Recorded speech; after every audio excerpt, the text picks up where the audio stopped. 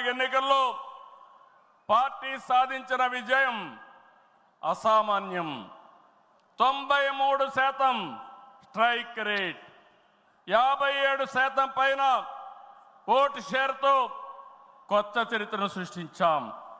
ఇది ముమ్మాటికి కారణం పసుపు సైనికులే, ఇక్కడుండే మీ నాయకత్వమే కారణమని మీ అందరికీ విజ్ఞప్తి చేస్తున్నాం.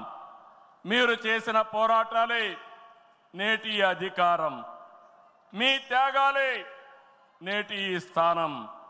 ఇది కాకుండా సమయానుకూలం మనం ఎప్పటికప్పుడు స్ట్రాటజీ కూడా ఆలోచించినప్పుడు జనసేన బీజేపీ పొత్తు పెట్టుకొని ఎన్డీఏ ఏర్పాటు చేసుకున్నాం.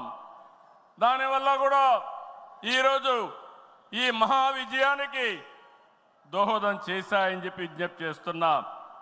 ఏమీ ఆశించకుండా దశాబ్దాలుగా ప్రతి గ్రామంలో జెండా మోస్తున్న కార్యకర్తల వలనే మనం ఇక్కడున్నాం.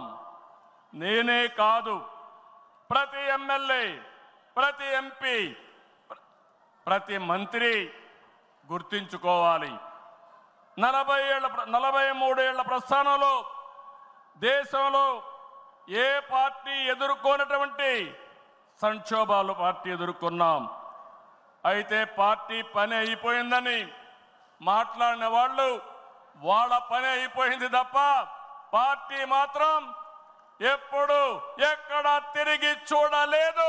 తెలుగుదేశం జెండా రెపరెపలాడుతూనే ఉంటుంది.